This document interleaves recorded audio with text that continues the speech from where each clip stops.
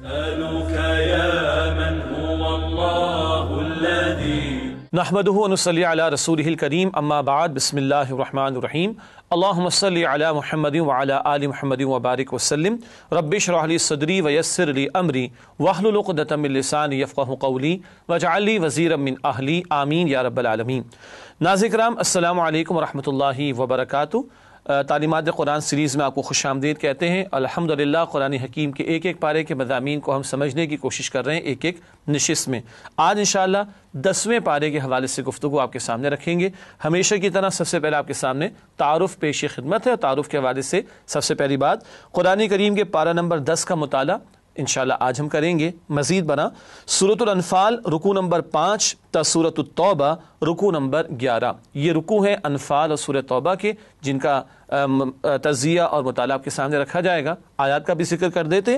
سورۃ الانفال آیت نمبر 41 تا سورۃ التوبہ آیت نمبر 93، یہ وہ آیات ہیں ان دو صورتوں کی جو 10ویں پارے میں شامل ہیں۔ ناظرین کرام تعارف کے بعد مقاصد مطالعہ کی طرف چلتے ہیں۔ کیا مقاصد ہوتے ہیں؟ ہر مرتبہ سیم ہی ہوا کرتے لیکن دہرا لیتے ہیں۔ سب سے پہلی بات پارہ نمبر 10 کی آیات کے مضامین کا جائزہ، تاکہ پورے پارے کے جو مضامین ان کا ایک اوور ویو ہمارے سامنے آ جائے۔ منتخب آیات کا مطالعہ آج بھی آپ کے سامنے چند آیات کے حوالے سے رکھا جائے گا انشاءاللہ، اور زیر مطالعہ آیات میں بیان شدہ اہم اوامر و نواہی کا تذکرہ، ڈوز اینڈ ڈونٹس کا بیان بھی 10ویں پارے کے حوالے سے آپ کے سامنے رکھیں گے۔ چلتے ہیں باقاعدہ پروگرام کی ترتیب کے مطابق آگے اور تجزیہ سمجھتے ہیں سورۃ الانفال کے مضامین کے حوالے سے۔ پہلے سورت کے مضامین کا اوور ویو، پھر جو آیات سورہ انفال کی 10ویں پارے میں شامل ہیں ان کا تجزیہ آپ کے سامنے رکھیں گے۔ بنیادی طور پر 3 باتیں ہیں جو پچھلے پروگرام میں بھی آپ کے سامنے سورہ انفال کے تعلق سے رکھی گئی تھی۔ پہلی بات غزوہ بدر پر تبصرہ، تفسیری ہدایات اللہ تعالیٰ نے بلکہ تفسیری تبصرہ اس صورت میں بدر کے تعلق سے عطا فرمایا۔ مزید برآں قتال اور مال غنیمت کے بارے میں ہدایات یہ بھی عطا ہوئیں، کیونکہ پہلا باقاعدہ مارکہ ہوا بدر کا اہل ایمان و کفار کے درمیان، تو قتال کے تعلق سے اور مال غنیمت کا معاملہ بھی پہلی مرتبہ ہوا، ہدایات عطا ہوئیں۔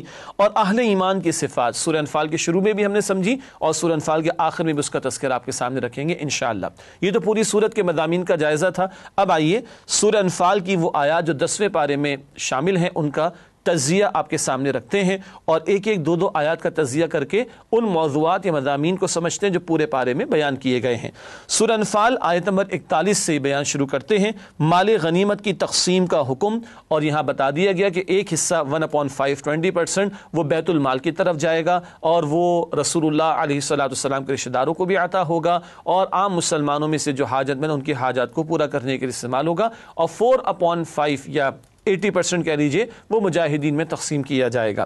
پھر سورہ انفال کی آیات 42 سے 44، بدر کا معرکہ اللہ کی طرف سے طے تھا۔ بتایا گیا اگر تم خود طے کرنے بیٹھتے تو کبھی یہ معاملہ طے نہ ہوتا، اللہ ہی نے چاہا کہ اب یہ ٹکراؤ ہو کر رہے، اور حق کا حق ہونا اور باطل کا باطل ہونا ثابت ہو جائے۔ پھر آیات 45 سے 47، دوران جنگ مسلمانوں کے لیے ہدایات، صبر کی تلقین اور ڈٹے رہنے کی تلقین، فرار اختیار نہ کیا جائے اس بات کی تلقین، اور کثرت سے اللہ کا ذکر کیا جائے اس بات کی ہدایات عطا کی گئی ہیں اس موقع پر۔ پھر آیت نمبر 48، شیطان کی دھوکہ دہی۔ شیطان بھی انسانی شکل میں مشرکین کے لشکر میں شامل تھا، مگر جب اس نے فرشتوں کا نزول دیکھا تو وہاں سے جھوٹ بول کر بھاگنے لگا، کہنے لگا میں تو اللہ کا خوف کرتا ہوں۔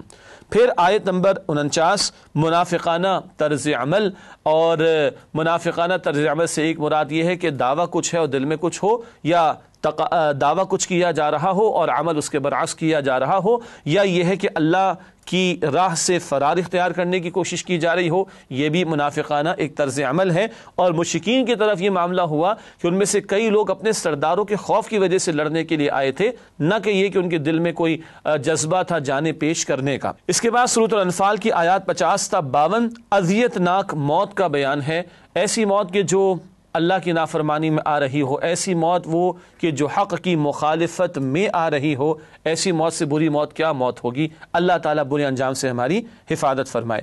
پھر آیات 53 تا 54، ناشکری سے نعمت چھن جاتی ہے، وہ لوگ کہ جو اپنے آپ کو ہدایت پر ثابت قدم نہ رکھیں اور جانتے بوجھتے دنیا کی محبت میں ڈوبنے کی کوشش کریں، ان کو ہدایت سے دور کر دیا جاتا ہے۔ اس کے بعد آیات 55 تا 57، یہود کی عہد شکنی کا بیان۔ اول جب نبی اکرم علیہ السلام مدینہ شریف تشریف لائے اور معاہدے ہوئے یہود سے، تو معاہدے تو کر لیے مگر بار بار ان یہود کے قبائل نے خلاف ورزی کی، تو قرآن نے یہ بھی کہا کہ پھر ان کو سزا دی جائے تاکہ آئندہ کوئی عہد کی خلاف ورزی کی کوشش کر کے مسلمانوں کو نقصان نہ پہنچائے۔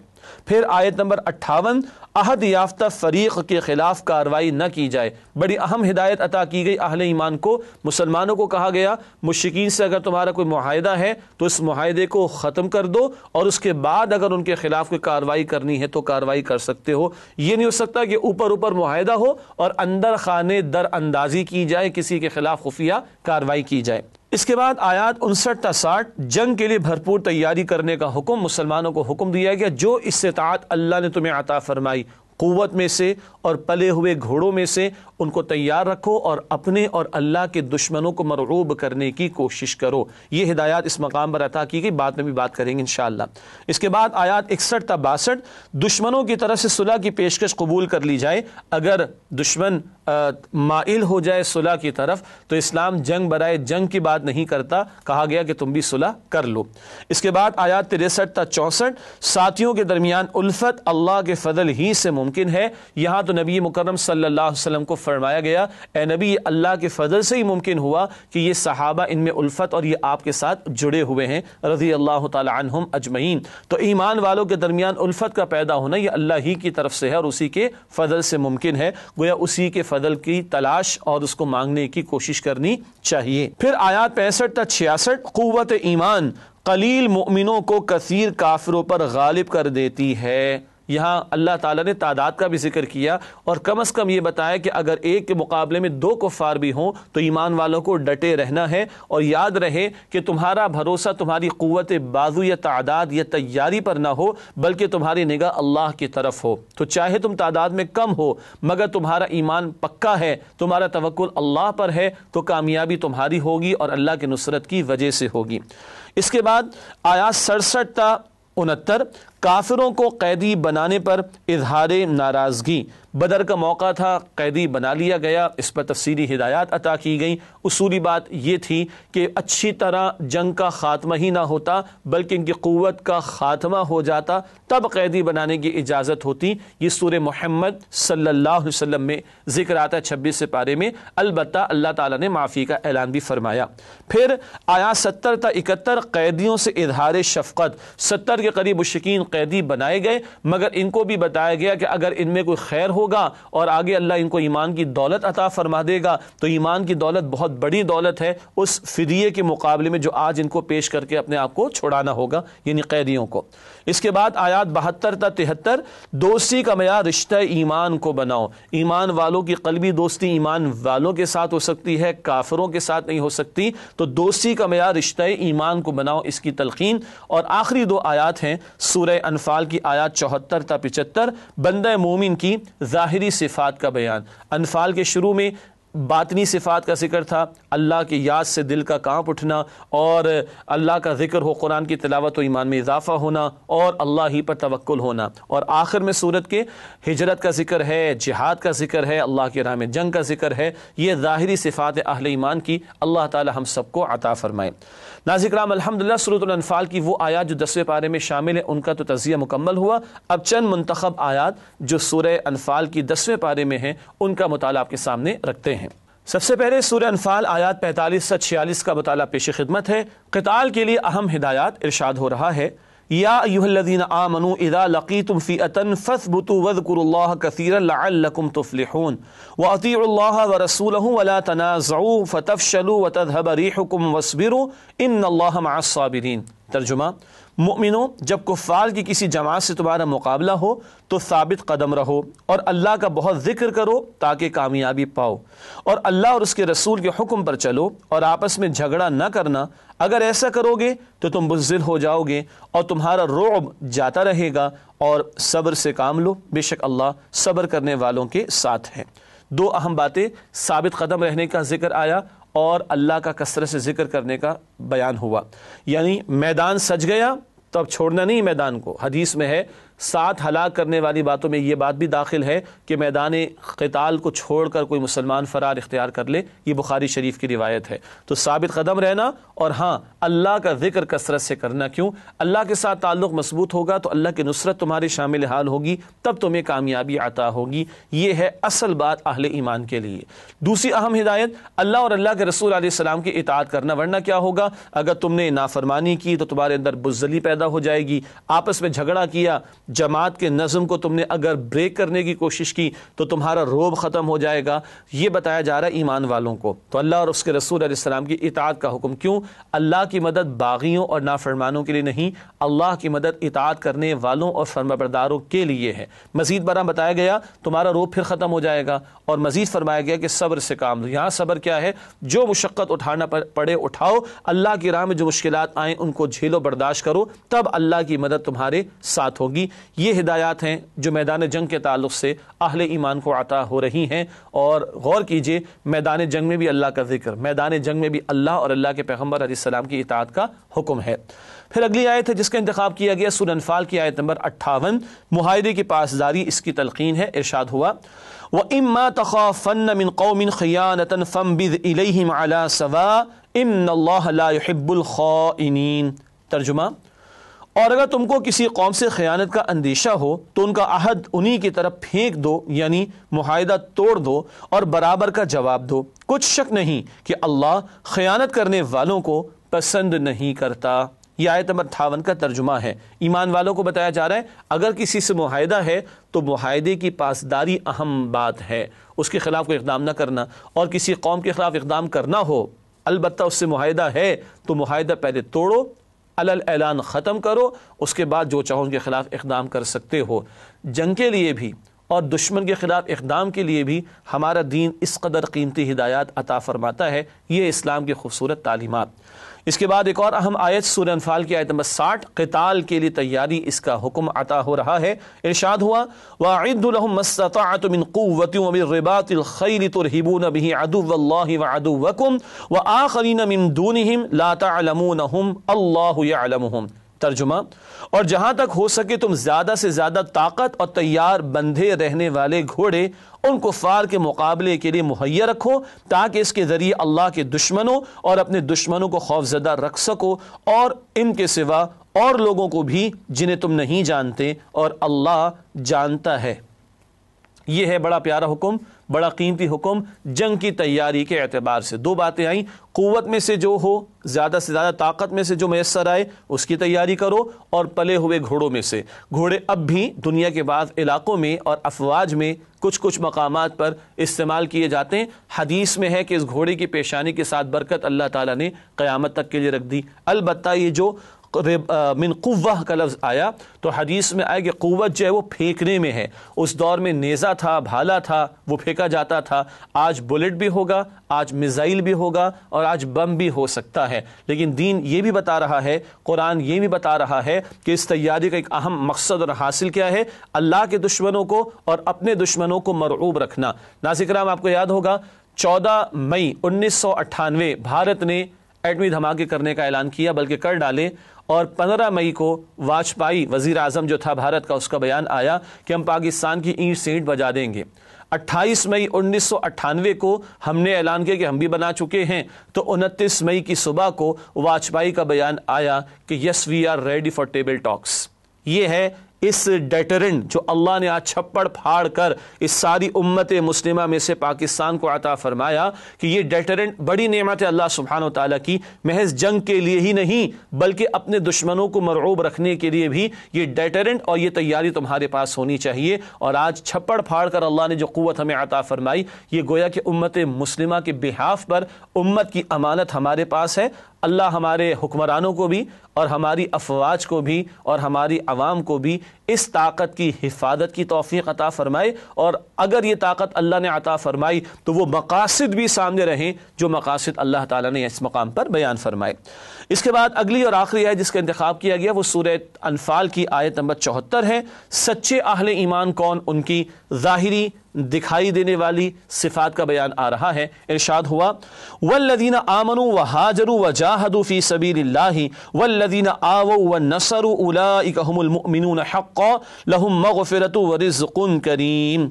ترجمہ، اور جو لوگ ایمان لائے اور انہوں نے ہجرت کی اور اللہ کی راہ میں جہاد کیا اور جنہوں نے ہجرت کرنے والوں کو جگہ دی اور ان کی مدد کی، یہی لوگ پکے مومن ہیں، ان کے لیے اللہ کے ہاں مغفرت اور رزق کریم ہے۔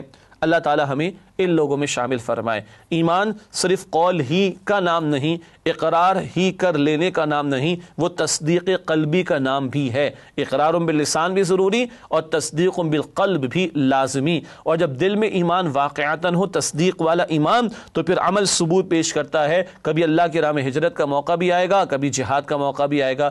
ہجرت روزانہ تو یہ ہے بندہ گناہوں سے دور ہو جائے، اور انتہا یہ ہے گھر بار بھی چھوڑنا پڑے تو چھوڑ دے۔ جہاد روزانہ ہے نفس کے خلاف، شیطان کے خلاف، بگڑے ہوئے معاشرے کے خلاف، اور یہ جہاد کبھی جنگ کی صورت بھی اختیار کر سکتا ہے۔ یہ وہ اعمال ہیں جو بندہ مومن کی صفات کے طور پر اس مقام پر بیان ہوئے۔ اللہ ہمیں ان تقاضوں پر عمل کرنے کی توفیق عطا فرمائے۔ ناظرین کرام، الحمدللہ سورہ انفال کی جو منتخب آیات آپ کے سامنے پیش کرنا مقصود تھی، ان کا مطالعہ آپ کے سامنے رکھا گیا۔ اب ہمیشہ کی طرح اس سورت کے بھی اوامر و نواہی آپ کے سامنے رکھتے ہیں۔ پہلے سورۃ الانفال کی وہ آیات جو 10ویں پارے میں شامل ہیں، ان میں آنے والے اوامر یعنی ڈوز کا ذکر کرتے ہیں، جن کاموں کے کرنے کی تلقین دین نے ہمیں کی ہے۔ سب سے پہلی بات، مال غنیمت کی تقسیم، آیت نمبر 41، اس میں اس کا حکم آیا ہے۔ میدان جنگ میں ثابت قدمی اختیار کرنا، آیت نمبر 45۔ کثرت ذکر الہی، آیت نمبر 45، جنگ کے حوالے سے ہدایات ہم نے سمجھی تھیں۔ اللہ اور رسول صلی اللہ علیہ وسلم کی اطاعت، آیت نمبر 46۔ صبر، آیت نمبر 46 میں ذکر۔ اللہ پر توکل، آیت نمبر 49 میں اس کا ذکر۔ عہد کو ختم کرنا ہو تو علی الاعلان کیا جائے، آیت نمبر 58، اس کا ہم نے مطالعہ بھی کیا تھا۔ جنگی تیاری کرنا، آیت نمبر 60، اس کا بھی ہم نے مطالعہ کیا۔ انفاق فی سبیل اللہ یعنی اللہ کی راہ میں خرچ کرنا، آیت نمبر 60 میں ہی اس کا حکم ہے۔ صلح پر آمادہ لوگوں سے صلح کرنا، آیت نمبر 61، اس کا اشارہ بھی پہلے کیا گیا تھا۔ قتال کے لیے آمادہ رہنا، آیت نمبر 61، جب پکار لگ جائے تو پھر تنگی نہ ہو دل میں، آدمی پیش کر دے اپنے آپ کو اللہ کی راہ میں۔ حلال طیب شے کا استعمال، آیت نمبر 69۔ تقوی اختیار کرنا، آیت نمبر 69۔ ایمان و ہجرت کا ذکر اور تلقین، آیت نمبر 72۔ مال و جان سے راہ الہی میں جہاد، آیت نمبر 72۔ اہل ایمان ساتھیوں کی نصرت یعنی مدد کرنا، آیت نمبر 72۔ دوستی ایمان کی بنیاد پر کرو، آیت نمبر 72۔ رحمی رشتوں کی پاسداری، آیت نمبر 75۔ رحمی رشتوں کے حقوق ادا کرنے کی تلقین کی گئی۔ ناظرین کرام، اس کے بعد چلتے ہیں سورہ انفال کی وہ آیات جو 10ویں پارے میں شامل ہیں اور ان میں آنے والے نواہی یعنی ڈونٹس کا بیان۔ رائے حق میں ہمت ہارنا، آیت نمبر 43۔ نظم جماعت میں جھگڑنا، آیت نمبر 46، یعنی اپنے امیر کی بات نہ ماننا اور اس سے جھگڑا کرنے بیٹھ جانا۔ دکھاوا اس سے منع کیا گیا ہے شریعت میں، آیت نمبر 47 میں ذکر ہے۔ اللہ کے راستے سے روکنا، آیت نمبر 47۔ شیطانی فریب میں آ کر برائی کو اچھا سمجھنا، آیت نمبر 48۔ بڑے شوگر کوٹڈ انداز میں برائی کو بڑا خوشنما بنا کر شیطان پیش کرتا ہے، اس سے بچنے کی تلقین ہے۔ آیات الہی کا انکار، آیت نمبر 52۔ ہدایت کی نعمت سے دور ہونا، آیت نمبر 53۔ عہد کو توڑنا، آیت نمبر 56۔ خیانت، آیت نمبر 62 میں ذکر ہے، اسے بھی روکا گیا ہے دین میں۔ دنیا کا طالب ہونا، آیت نمبر 67 میں اس کا ذکر آیا۔ ناظرین کرام، الحمدللہ سورۃ الانفال میں آنے والے اوامر اور نواہی کا بیان بھی مکمل ہوا۔ اس کے بعد سورہ توبہ کا آغاز کریں گے، البتہ ہمیشہ کی طرح گزشتہ سورت اور اب مزید جو اگلی سورت کا آغاز ہو رہا ہے ان کا ربط بھی آپ کے سامنے پیش کرتے ہیں۔ ربط سورت کے حوالے سے 2 باتیں نوٹ فرمائیے گا۔ پہلی بات، سورۃ الانفال میں مشرکین مکہ کے لیے عذاب کی پہلی قسط غزوہ بدر کا بیان تھا۔ یہ پہلی قسط تھی مشرکین کے لیے، 70 مشرک قتل ہوئے، 70 قیدی بنائے گئے۔ بدر کا بیان انفال میں تھا۔ سورۃ التوبہ میں مشرکین عرب کے لیے حتمی سزا اور سرزمین عرب پر غلبہ دین کا ذکر ہے۔ 2 باتیں ہیں، مشرکین عرب کے لیے حتمی سزا بیان کی جا رہی ہے، 4 مہینے کی مہلت دی جائے گی، پھر بھی حق قبول نہیں کریں گے، ان کی گردنیں اڑانے کا حکم۔ یہ بڑی سخت اور بھاری بات اس مقام پر سورہ توبہ میں بیان ہوئی۔ اور نمبر 2، سرزمین عرب پر اللہ کے دین کا غلبہ ہوگا۔ بدر سے جو محنت شروع ہوئی قتال کی، اب اس کا مقصد پائے تکمیل کو پہنچے گا، اللہ کے دین کا غلبہ۔ یہ بیان سورہ توبہ میں آئے گا انشاءاللہ تعالی۔ نسألك يا من هو الله الذي۔ ناظرین کرام، اس کے بعد ہمیشہ کی طرح سورہ توبہ کے مضامین کا بھی تجزیہ پہلے ایک اوور ویو کی صورت میں آپ کے سامنے رکھتے ہیں، پھر آیات کی صورت میں تجزیہ پیش کریں گے۔ سورہ توبہ کی پہلی 6 آیات جو کہ پہلا رکوع ہے، سن 9 ہجری میں مشرکین عرب کے لیے فیصلہ کن اعلان، 4 مہینے کی مہلت دے دی گئی، جیسے کہ ابھی تھوڑی دیر پہلے عرض کیا گیا۔ پھر آیات 7 تا 24 سن 8 ہجری میں مکے والوں کے خلاف اقدام کے لیے مسلمانوں کی ذہن سازی۔ یہ دوسرا اور تیسرا رکوع سورہ توبہ کا، جس کا نزول فتح مکہ سے پہلے ہوا 8 ہجری میں، اور صحابہ کرام کو تیار کرایا جا رہا ہے مکے والوں کے خلاف اقدام کے لیے، جن میں اپنے رشتہ دار بھی ان کے موجود تھے۔ پھر آیات 25 تا 37 سن 9 ہجری میں مشرکین عرب اور اہل کتاب کے لیے رسوا کن احکامات۔ یہ چوتھا اور 5واں رکوع ہے سورہ توبہ کا، اور مشرکین عرب کے لیے بھی حتمی 2 ٹوک بات آ گئی ہے، اور اہل کتاب کے لیے بھی حکم آ گیا کہ اگر یہ جزیہ دینے پر آمادہ نہ ہو تو ان کے خلاف جنگ کی جائے گی۔ اس کے بعد آیات 38 تا 129، یہ 11 رکوع ہیں۔ رکوع نمبر 6 سے سلسلہ شروع ہوتا ہے رکوع نمبر 16 تک۔ یہاں تفصیلی تبصرہ لکھا ہے آگے، غزوہ تبوک کے حالات پر بھرپور تبصرہ اور منافقین کے لیے رسوا کن احکامات۔ 11 رکوعوں میں بڑی تفصیل سے غزوہ تبوک کا بیان آیا ہے، اور منافقین کے لیے رسوا کن احکامات بھی اللہ تعالیٰ نے، اور سزائیں بھی اللہ تعالیٰ نے اس مقام پر بیان فرمائی ہیں۔ ناظرین کرام، الحمدللہ سورہ توبہ کے مضامین کا تجزیہ تو ہمارے سامنے آ گیا، اب آیات کا تجزیہ آپ کے سامنے رکھتے ہیں، جس کا مقصد ہوتا ہے کہ پورے پارے کے مضامین ہمارے سامنے آ جائیں۔ سورہ توبہ کی وہ آیات جو 10ویں پارے میں شامل ہیں، اب آئیے ان کا تجزیہ آپ کے سامنے رکھتے ہیں۔ سب سے پہلے آیات 1 تا 6 مشرکین عرب کے لیے فیصلہ کن اعلان، 4 مہینے کی مہلت دی گئی۔ جن سے معاہدہ نہیں یا جو معاہدہ توڑ چکے 4 مہینے کی مہلت ہے۔ ہاں، جن سے معاہدہ ہے مدت مقرر ہے، خلاف ورزی انہوں نے نہیں کی، ان کے ساتھ معاہدہ پورا کیا جائے گا۔ باقی 4 مہینے کی مہلت حق قبول نہیں کرتے تو گردنیں ان کی اڑا دینے کا حکم دیا گیا۔ یہ بڑی سخت سزا ہے جو ایسی قوم کے لیے ہوتی ہے کہ جس کے درمیان پیغمبر کو بھیج دیا جائے اور پیغمبر کی بات کو رد کر دیں تو بالآخر اللہ کی طرف سے عذاب استیصال مٹا دینے والا عذاب آتا ہے۔ البتہ عظیم اکثریت نے قبول کر لیا تو کوئی ایسا بڑا میسیکر نہ ہوا کہ ان کو بڑے پیمانے پر قتل کرنے کی ضرورت پیش آئی ہو۔ پھر آیات 7 تا 15 حق و باطل میں صلح نہیں ہو سکتی، گڈمنٹ بھی نہیں ہو سکتا، حق و باطل کا معاملہ، صلح بھی نہیں ہو سکتی۔ یہ ایمان والوں کو ابھارا جا رہا ہے مشرکین کے خلاف اقدام کے لیے۔ فتح مکہ سے پہلے ان آیات کا نزول ہوا۔ پھر آیت نمبر 16 جنت خون جگر دے کر ہی ملے گی۔ قرآن کہتے ہیں تم نے سمجھ لیا ایسی تمہیں جنت مل جائے گی، ابھی صبر کے مراحل بھی آنے ہیں، اللہ طے کر دے گا کون حق کے ساتھ ہے کون باطل کے ساتھ ہے، کس کی دوستی واقعتاً اللہ اور اس کے رسول کے لیے صلی اللہ علیہ وآلہ وسلم، یہ تو فیصلہ ہونا ہے، اس سے گزر کر ہی تمہیں جنت عطا ہوگی۔ پھر آیات 17 تا 22 محدود مذہبی تصور کی زوردار نفی۔ چند نیکیاں کر کے مشرکین سمجھ رہے تھے کہ ہم بڑے اچھے ہیں، حاجیوں کی خدمت کرتے تھے، کھلاتے تھے پلاتے تھے، بتایا جا رہا ہے اللہ کے گھر میں تم نے 360 بتوں کی گندگی لا کر رکھی ہوئی ہے اور یہ تم نے اللہ کے خلاف بغاوت مچا رکھی ہے، اور اپنی دانش میں چند نیکیاں کر کے تم سمجھ رہے ہو کہ تم اللہ کے ہاں کامیاب ہو جاؤ گے۔ آج بھی ہمارے معاشرے میں حرام کے بڑے بڑے دروازے کھلے ہوئے ہیں، بڑے بڑے گناہ کیے جا رہے ہیں، اور 2-4 نیکیوں کا سہارا لے کر کوئی سمجھ بیٹھے کہ بھائی میں یتیموں کی کفالت بھی تو کر رہا ہوں، سود خوری بھی کر رہا ہے، حرام خوری بھی کر رہا ہے، اور کہہ رہا ہے یتیموں کی کفالت بھی تو کر رہا ہوں۔ یہ ہے محدود مذہبی تصور، اس کی نفی کی ہے ہمارے دین نے۔ پھر آیت نمبر 23 دوستی کی بنیاد صرف اور صرف ایمان پر رکھو۔ اسی کے تسلسل میں اگلی آیت نمبر 24 دنیاوی محبتوں کو دینی محبتوں پر ترجیح دینے والے فاسق ہیں۔ 8 محبتیں ایک طرف، 3 محبتیں ایک طرف۔ اس آیت پر بعد میں بات کریں گے۔ اصولی بات یہ ہے کہ ٹاپ پر رہے اللہ کی اور اللہ کے رسول علیہ السلام کی اور اللہ کی راہ میں جہاد کی محبت۔ پھر آیات 25 تا 27 فیصلہ کن شے اسباب نہیں، اللہ کی مدد ہے۔ اللہ فرشتوں کو بھی بھیجتا ہے ایمان والوں کی مدد کے لیے، مگر فیصلہ کن شے اللہ کا حکم، اللہ کی نصرت، اللہ کی تائید ہوا کرتی ہے۔ اس کے بعد آیت نمبر 28 مشرکین کے مسجد حرام میں داخلے پر پابندی 9 ہجری میں یہ آیات آئیں اور ان کے لیے پابندی لگا دی گئی. آئندہ سال یعنی کہ اب یہ اگلے سال سے مشرکین حج نہیں کریں گے. اللہ کے گھر کو پاک اور صاف کر دینے کا اعلان ہو گیا.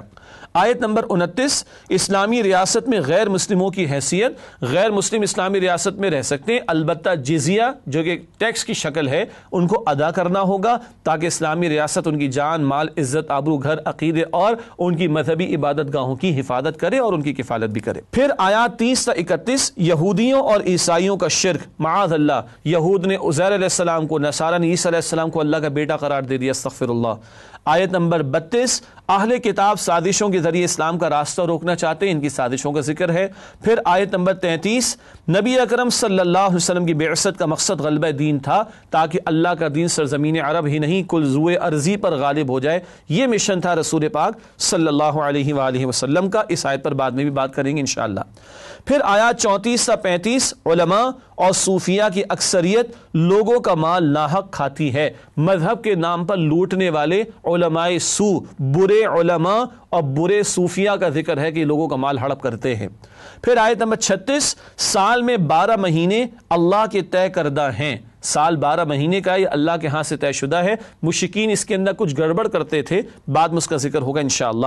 آیت نمبر 37 نسی کا قاعدہ حرام ہے. یہی ہے کہ وہ حرمت والے مہینوں کو آگے پیچھے اپنی مرضی سے، اپنی سہولت سے کر دیا کرتے تھے. اس کو نسی کہا جاتا ہے. بتایا گیا یہ حرمت والے مہینوں کو آگے پیچھے کرنا حرام.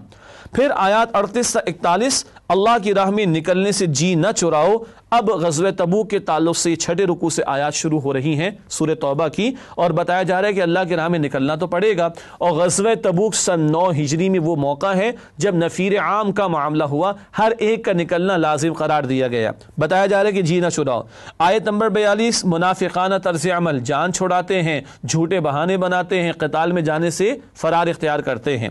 آیات 43 تا 48 اللہ کی راہ میں مال و جان لگانے والے ہی مؤمن ہیں. جو جان بھی لگا رہے ہیں، مال بھی لگا رہے ہیں، یہی صاحب ایمان ہیں. گویا جو جی چورا رہے ہیں ان کا ایمان مشکوک ہے، بلکہ ہے ہی نہیں.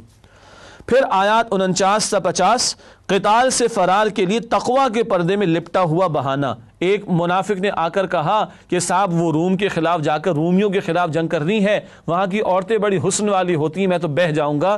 اللہ اکبر کبیرہ. کیسے کیسے پردے اختیار کر لیے جاتے ہیں جھوٹے بہانے کے لیے.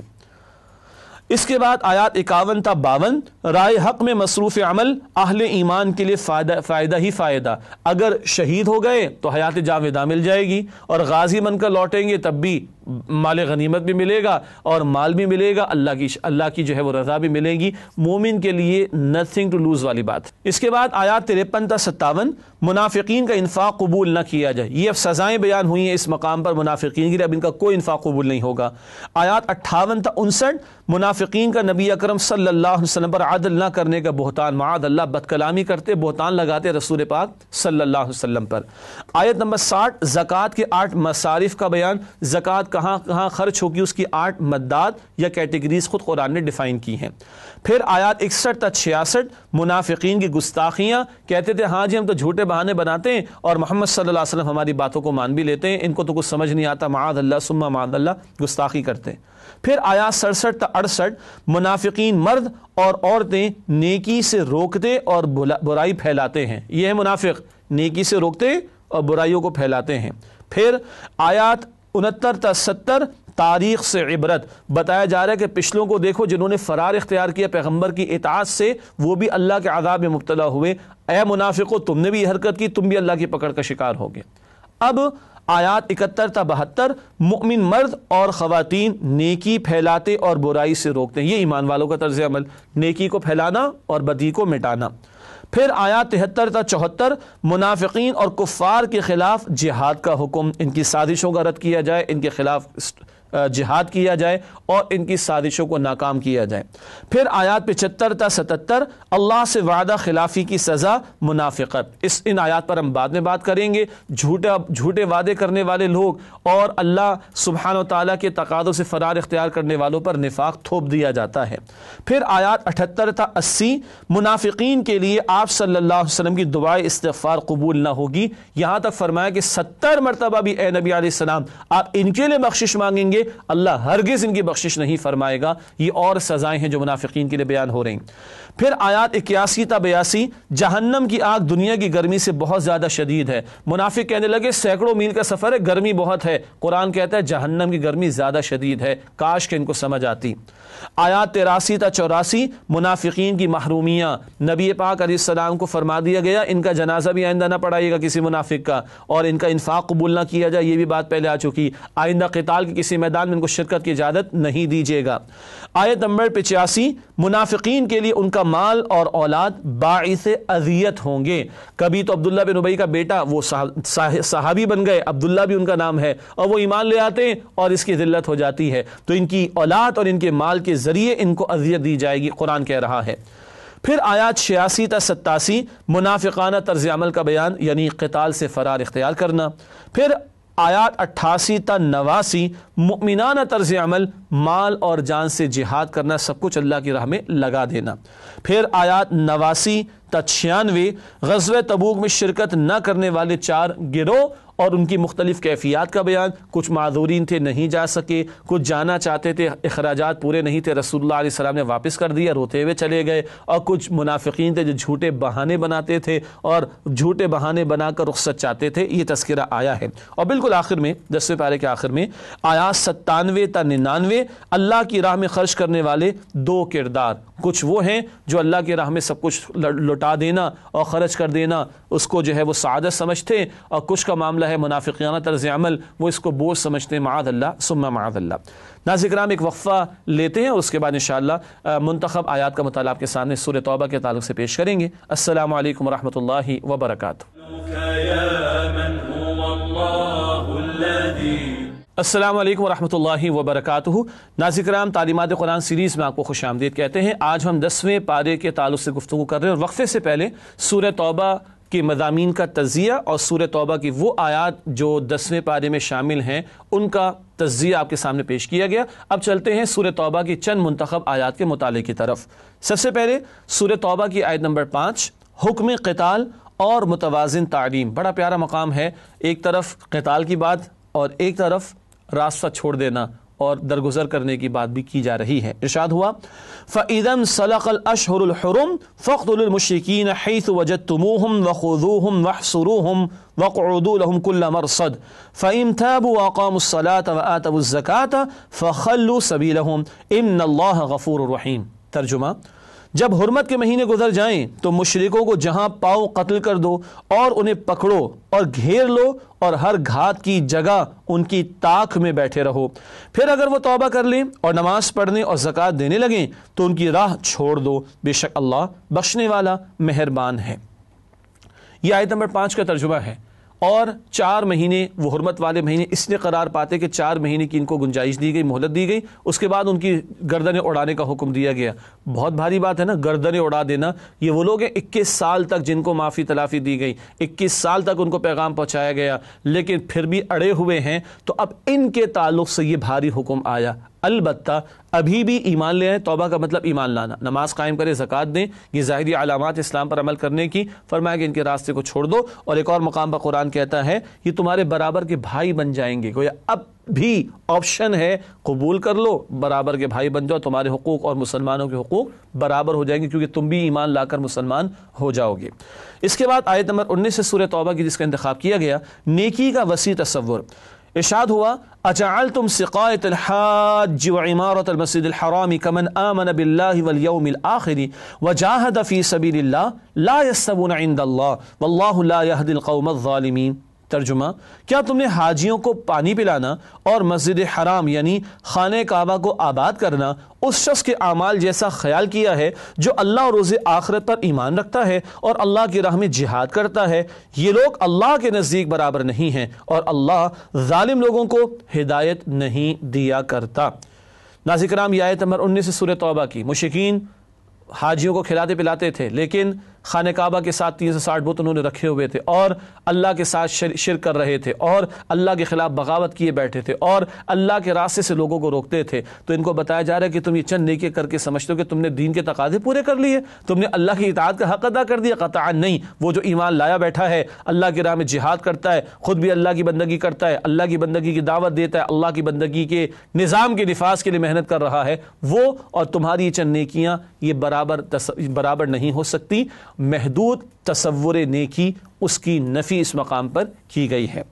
اس کے بعد ایک ہلا دینے والا مقام قرآن حکیم کا سورہ توبہ کی آیت نمبر 24، 8 محبت ایک طرف اور 3 محبت ایک طرف۔ ارشاد ہوا محبتوں میں ترجیحات کے حوالے سے، قل ان کان آباؤکم وابناؤکم واخوانکم وازواجکم وعشیرتکم واموال اقترفتموها وتجارۃ تخشون کسادها ومساکن ترضونها احب الیکم من اللہ ورسولہ وجہاد فی سبیلہ فتربصوا حتی یأتی اللہ بامرہ واللہ لا یہدی القوم الفاسقین۔ ترجمہ، کہہ دیجئے کہ اگر تمہارے باپ اور بیٹے اور بھائی اور بیویاں اور رشتہ دار اور مال جو تم کماتے ہو اور تجارت جس کے نقصان سے تم ڈرتے ہو اور مکانات جن کو تم پسند کرتے ہو اللہ اور اس کے رسول سے اور اللہ کی راہ میں جہاد کرنے سے زیادہ عزیز ہیں، تو پھر انتظار کرو یہاں تک کہ اللہ اپنا حکم یعنی عذاب بھیج دے، اور اللہ نافرمان لوگوں کو ہدایت نہیں دیا کرتا۔ 5 رشتوں کی محبتیں ہیں اور 3 مال، کاروبار اور مکانات، یہ 8 محبت ایک طرف، اس کو ایک پلڑے میں رکھ لیجئے، اور اللہ اور رسول اور اللہ کے راہ میں جہاد کی محبت دوسرے پلڑے میں۔ کون سا بھاری ہے آپ کو مجھے بھی چیک کرنا ہے۔ اگر یہ دنیاوی رشتے اور مال و اسباب کی محبت والا پلڑا بھاری ہے تو جاؤ انتظار کرو، موت آ جائے یا عذاب کا فیصلہ آ جائے، پھر ایسے فاسقوں کو اللہ ہدایت نہیں دیتا۔ اللہ اکبر۔ ہم بھی اس ترازو کو اپنے باطن میں قائم کر کے دیکھیں کون سا پلڑا بھاری، اور یاد رہے اللہ کی محبت کسی کے ماتھے پہ نہیں لکھی ہوگی، رسول اللہ علیہ السلام کی محبت کا سرٹیفکیٹ کوئی گلے میں نہیں لٹکا ہوگا، یہ جہاد کا عمل، اللہ کا بندہ بننے کے لیے محنت یعنی جہاد، اللہ کے دین کی دعوت پیش کرنے کے لیے محنت یعنی جہاد، اللہ کے دین کی سربلندی کے لیے محنت یعنی جہاد، یہ مستقل عمل بتائے گا کہ یہ اللہ اور رسول علیہ السلام سے محبت کرنے والا اور ان کی ماننے والا ہے۔ اس کے بعد اگلی آیت ہے سورہ توبہ کی آیت نمبر 33، نبی اکرم صلی اللہ علیہ وسلم کا انقلابی مشن غلبہ دین۔ ارشاد ہوا هو الذی ارسل رسولہ بالہدی ودین الحق لیظہرہ علی الدین کلہ ولو کرہ المشرکون۔ ترجمہ، وہی ہے اللہ جس نے بھیجا اپنے رسول صلی اللہ علیہ وسلم کو ہدایت اور دین حق دے کر تاکہ وہ اس دین کو کل نظام زندگی پر غالب کر دے، خواہ مشرکوں کو کتنا ہی ناگوار گزرے۔ ہدایت سے مراد قرآن حکیم ہے اور دین حق سے مراد دین اسلام ہے۔ اللہ رب العالمین نے دین نبی مکرم علیہ السلام کو عطا فرمایا، کیوں؟ تاکہ آپ اس کو کل نظام زندگی سسٹم آف لائف پر غالب فرما دیں۔ اسی سے دین کا وسیع تصور بھی واضح ہوتا ہے اور رسول پاک علیہ السلام کا انقلابی مشن بھی ہمارے سامنے کلیئر ہو کر آتا ہے۔ پروگرام کے آخر میں ہمیشہ کی طرح فرمان نبوی صلی اللہ علیہ وسلم پیش خدمت ہے۔ جس نے علم کو غیر اللہ کے لیے سیکھا یا وہ اس علم کے ذریعے اللہ کی رضا کی بجائے کچھ اور حاصل کرنا چاہتا ہے تو ایسا شخص اپنا ٹھکانہ جہنم میں بنا لے۔ جامع ترمذی کی روایت ہے، اللہ ہمیں جہنم سے بچائے اور علم نافع عطا فرمائے اور اخلاص عطا فرمائے۔ ناظرین کرام، اسی کے ساتھ اجازت چاہیں گے اور اگلے پروگرام انشاءاللہ آپ سے ملاقات کرتے ہیں۔ وآخر دعوانا ان الحمدللہ رب العالمین، والسلام علیکم ورحمۃ اللہ وبرکاتہ۔